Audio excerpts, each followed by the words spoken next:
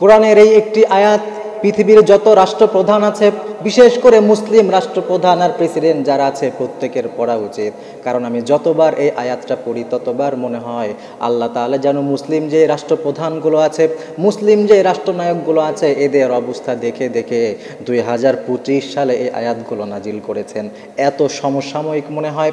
অনেক সময় খেয়াল করে দেখবেন, আজকে মুসলিম প্রধান রাষ্ট্রগুলোর দিকে যদি তাকান, দেখবেন মুসলিম রাষ্ট্র আর একটা মুসলিম রাষ্ট্রের মাঝে কোনো মিল নাই। এক একটা মুসলিম রাষ্ট্র বিভিন্ন একতলাপ নিয়ে আলাদা হয়ে আছে।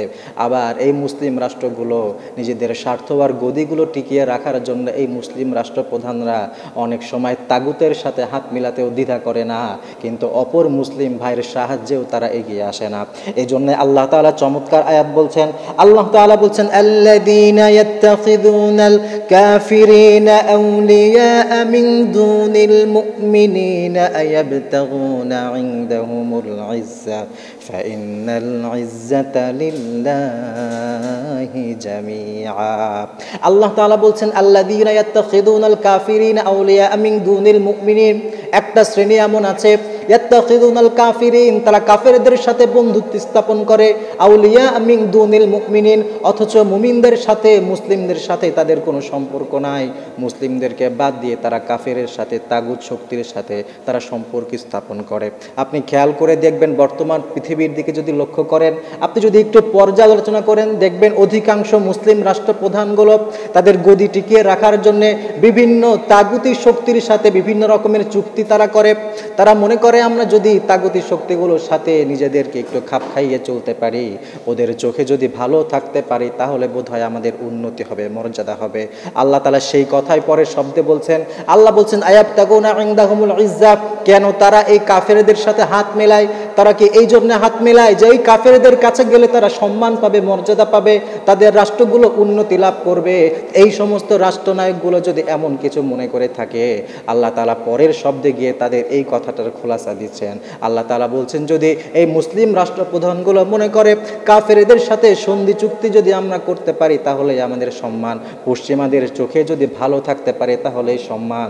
আল্লাহ বলছে, যদি তোমরা এমনই করে থাকো, আয়াবতাগুনা ইনদাহুমুল ইজ্জা, আল্লাহ বলছেন তাহলে মনে রেখো, ফাইন্নাল ইজ্জাতা লিল্লাহি জামিআ, এই পৃথিবীর যত সম্মান, যত মর্যাদা, যত উন্নতি, যত ভালো কিছু আছে, সব কিছু কেবলমাত্র একমাত্র আল্লাহ তাআলারই হাতে আছে।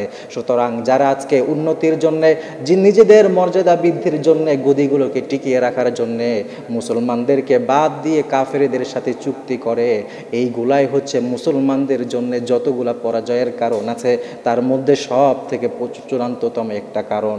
কারণ অধিকাংশ মুসলমানরাই আজকে নিজেদের নীতি নৈতিকতা থেকে সরে গেছে।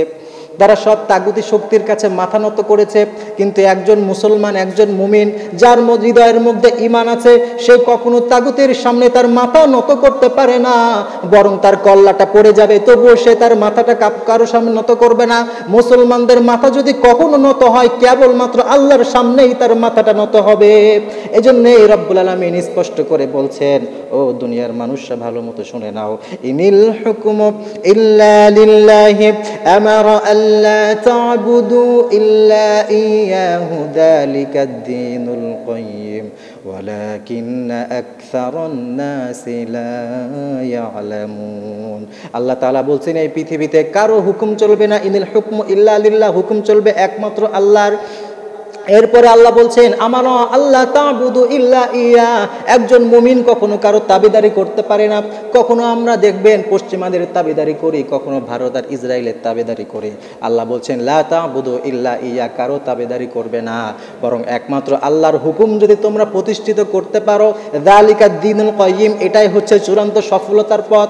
মুমিনদের চূড়ান্ত সফলতা এইখানে, যদি সব কিছু দ্বিধা ভুলে গিয়ে একমাত্র আল্লাহর হুকুম যদি তারা পালন করার চেষ্টা করে, আল্লাহ বলছে এটাই হচ্ছে চূড়ান্ত সফলতার পথ। কিন্তু ওয়ালাকিন্না আকসারান নাসি লা ইয়ালামুন, অধিকাংশ মানুষই এটা বুঝতে পারে না।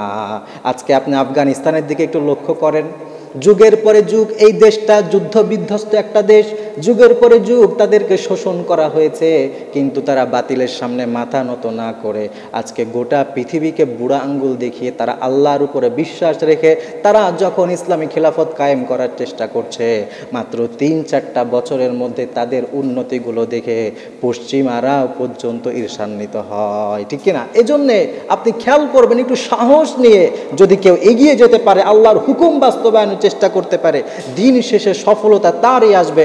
আর এর বিপরীতে গিয়ে যারা আল্লাহর হুকুম বাদ দিয়ে মুসলমানের সাথে থাকা বাদ দিয়ে ইহুদি আর খ্রিস্টানদের তাবেদারি করবে, এইটাই হচ্ছে তার ধ্বংসের একমাত্র কারণ হয়ে দাঁড়াবে।